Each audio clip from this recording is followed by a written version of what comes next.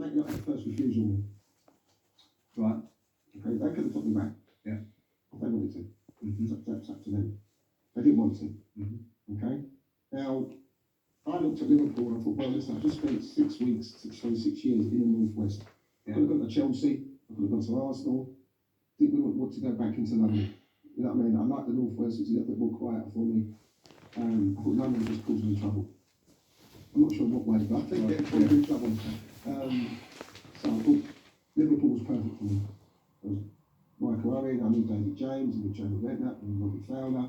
So I was basically going to the club where my mates were. So it was easy for me to fit straight back in. Right. But I also knew that I was basically going into a culture that needed to change. Right. And I've experienced the winning culture at Manchester United. I know what it takes to be part of the team as a culture to win things and the sacrifices you have to make to do that. And I wanted to, it was a challenge for me. Could I actually go into that team and change the way people think and what they do and have that? Because you're talking about very, very top players. Michael Owen coming through, Stevie G, the Cards, Liegler, Patrick Berger. Just as good as United had at our time, Simon. And not the mentality. But the mentality. As I said, I think they've got sucked into that culture where it didn't matter anymore. You know, we'll go and beat teams 5-0, but then we get beat 2-0 and we still come and have a laugh, we still go out. Don't get me wrong, I did that. I'm not, you know, separate myself from that. But there's still a big demand there. If you're going to, Brian Robson was one of the biggest drinks I've ever known. Right? We used to go out and we used to get absolutely smashed. Absolutely smashed. I guarantee you the next day when we were doing a 5-mile run, he'd be at the top. Right. Every time. Right? Because he has to be. You know what I mean? And this is the thing. Players will go out getting smashed, and when we do the running session, halfway behind. And that's not the standard you expect from a team that wants to win. So you go there, and I mean, I spoke to Danny Murphy the other day, who was a young one coming through at the time, and he said two things about. He said, first of all, Paul was a natural leader, and it showed in the dressing room. Paul had expectations and demanded that of others. And I remember Danny said to me, he talked to me about me as a player not being able to kick with my left foot as well as I should do, and getting my arse out in that training. And he said, you get in the right positions, but you don't score enough goals because you can't kick with your left foot the way you should. He was a very good player, Danny Murphy. Yeah, and he took that away from him. And he also took away the fact that you pinned him up against the wall in the dressing room because he made a joke about a wife or a mum or whatever the jokes were. But he came away with this, his overriding impression of you was an absolute leader, and someone demanding that this culture change. You've been in a relatively unique position of playing for both Liverpool and Manchester United. Which is the club? Which is the bigger club? And which is the club that has the most... No, you've got to answer this question. No, you've got to have that answer.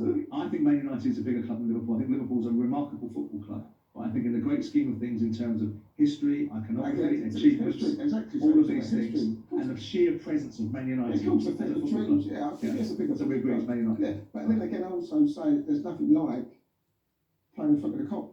Which club's got the bigger expectation? Manchester United, all day long. That's right. All day long. Yeah. Without a doubt. It has to. And I think the thing about Man United, you've seen, and you just mentioned Wilfried Zaha. Yeah. You've seen big players go there and fail. Underneath it. Fail because the pressure that it brings on top of you. With Liverpool, they more embrace you. And so that's the difference, you know. And that's why you always hear people say, oh, he's not a Man United player. Yeah. You never hear him say about anything else. Not say, well, he's not a Tottenham player, he's not a Liverpool player. He's not a Man United player because it comes with so many things that you've got to deal with. If you can't, and you shrink, you've seen it happen time and time again. What do you think's happening with Marcus Rashford? If Marcus Rashford played in our time, you wouldn't see the Marcus that you see now. Right. Who are the leaders in that change room? To pull, who can Marcus Rashford, again, go to? Who can he look to? You know, Jesse Lingard, who can they look to? You know, and you see him last year when he was unbelievable. What's changed from last year? People talk about what he's done outside football. Yeah, that's done and dust, it's gone now. But he still scored 20 odd goals last season. So what's changed from last season to this year? What's gone wrong? Because he looks out of sorts, he looks like a lack of confidence. But Marcus Rashford, I think, like Jesse Lingard, I personally think he needs to go away. I think he needs another challenge. Right. I don't think that. You go into management and you go into Macclesfield. Right. Any resentment from you that you have to go down to that level to manage? No.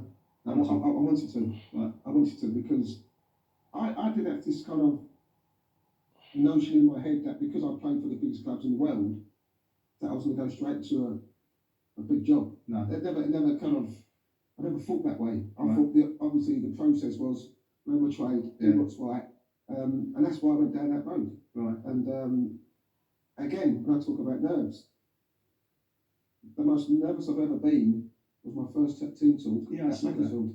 Yeah. And Why? This is the, I mean, why so nervous? You know what you're talking about. not as a manager, no. And I'm talking to a bunch of players who are bottom of the table, Yeah.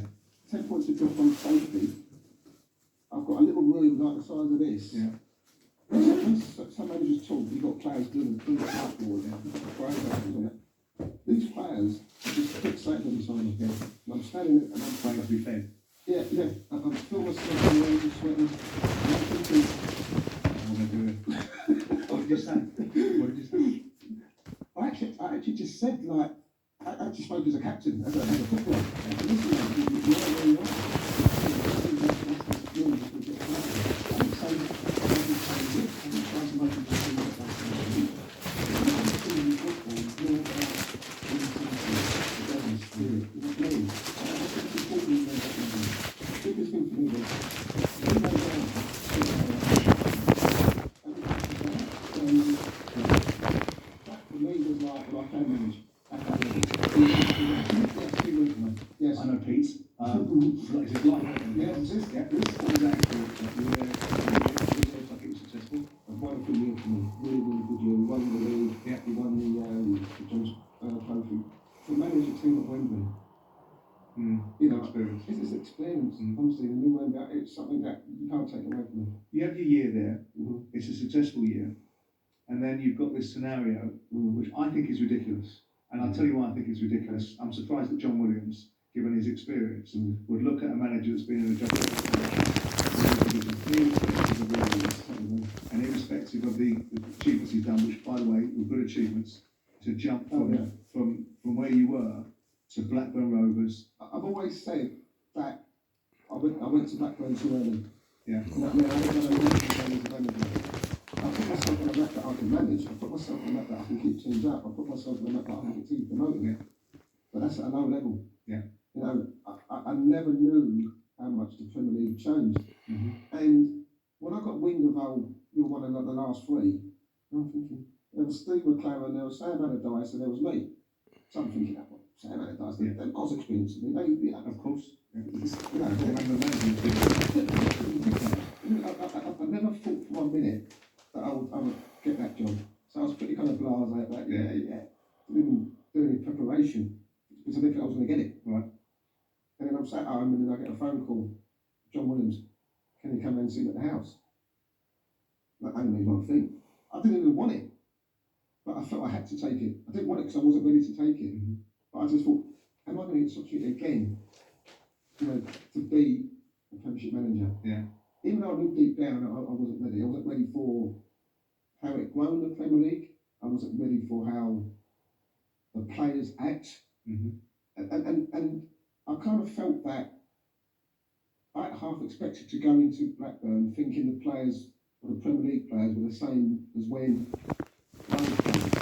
And then I was going to ask you. in the first kind of way, it was like it's over because I've never witnessed, as you actually said, so many press at my first press conference. Yeah. Maybe because maybe because I was the first black manager, just Yeah. manager to manage the Premier League. Maybe because there was a lot of hooray about it because of how quickly I got to where I got to. And yeah, to see so many press and people ask me questions, I was like, I'm the headlights. You know, not about making